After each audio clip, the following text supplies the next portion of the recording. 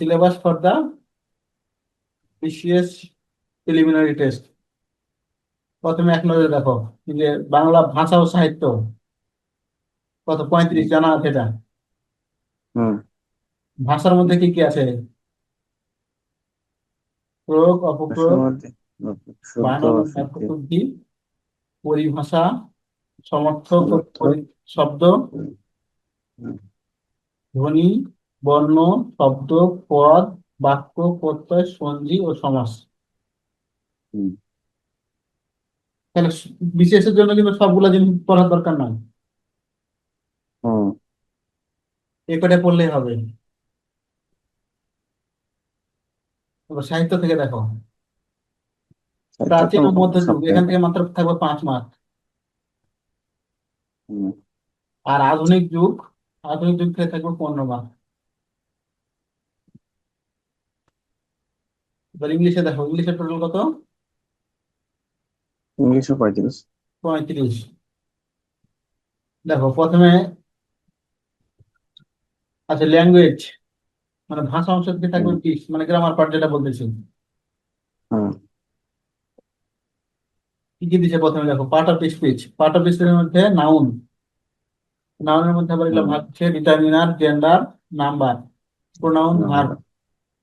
মানে part of speech পুরোটাই idiom, phrase, clause, correction, sentence and transformation, words.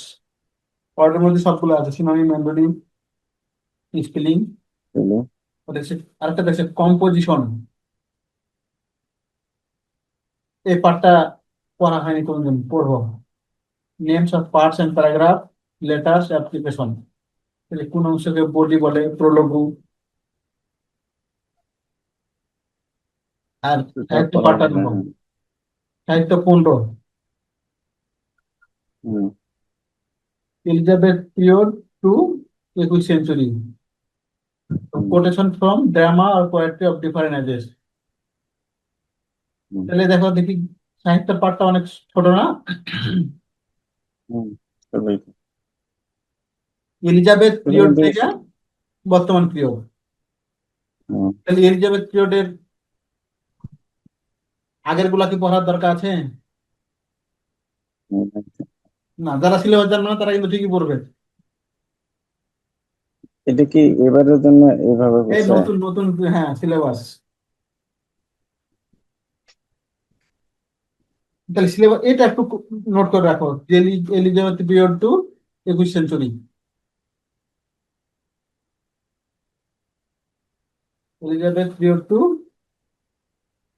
21st century। 21st century।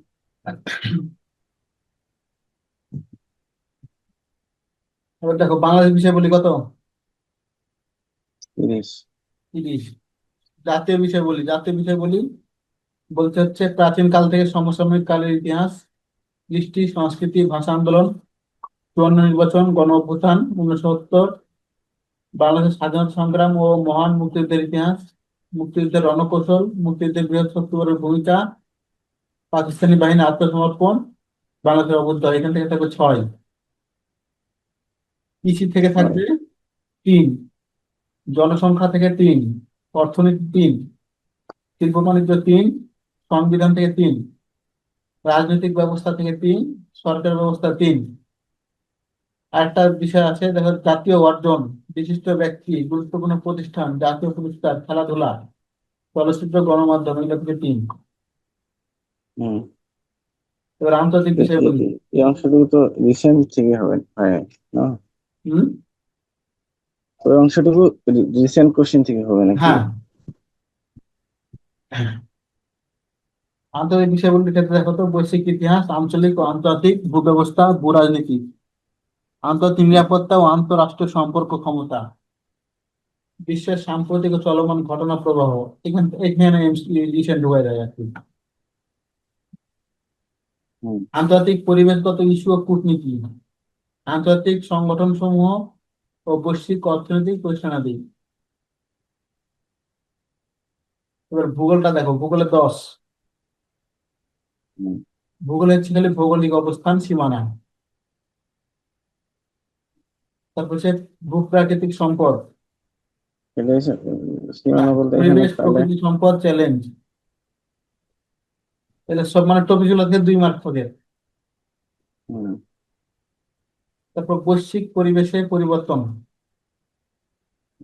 প্রাকৃতিক দুর্যোগ। আর বিজ্ঞান থেকে 15, ভৌত বিজ্ঞান। ভৌত বিজ্ঞান বলতে কোনটা বিজ্ঞান বুঝায় কও দেখি ভৌত বিজ্ঞানে? Physics chemistry. ভৌত বিজ্ঞান মূলত এই যে ফিজিক্স আর কেমিস্ট্রি সব মিলাই এটা ভৌত বিজ্ঞান হয় আর কি। হ্যাঁ, physics chemistry. Physics plus chemistry. হুম, তারপর জীব, আধুনিক বিজ্ঞান। তাহলে এই ভৌত বিজ্ঞানের সিলেবাসটা কিন্তু একটু বলা যায় বড়। এখান থেকে থাকবে 5, মানে হুম, ফিজিক্স কেমিস্ট্রি সব পার্ট করে নাম্বার পাবো কত? পাঁচ। 5। আর জীববিজ্ঞানে 5, আধুনিক বিজ্ঞানে 5। তারপর তথ্য প্রযুক্তিতে গেল হচ্ছে কম্পিউটার তথ্য প্রযুক্তি, এটা মিলে 15 পুরোটা। কম্পিউটার থেকে 10। দেখো কম্পিউটার কি কি করতে হবে। পেরিফেরালস, তারপর অঙ্গ সংগঠন, যে নাম্বার সিস্টেম, অপারেটিং সিস্টেম, হুম, database, embedded computer. Computer program, virus, firewall. আর তথ্য প্রযুক্তিতে 5।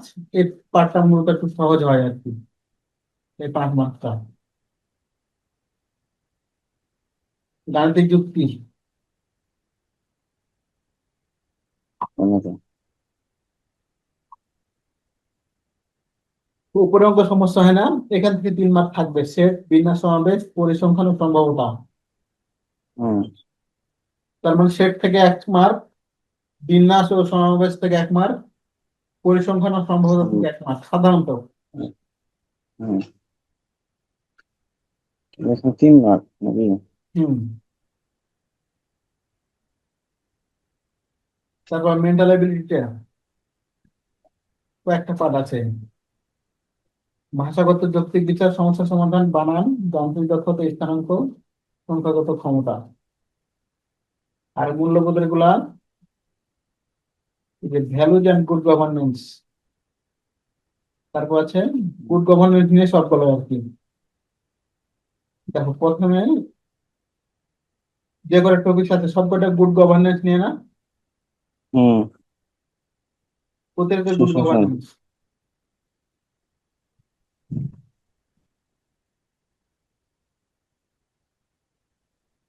এটা হচ্ছে মূলত সিলেবাসের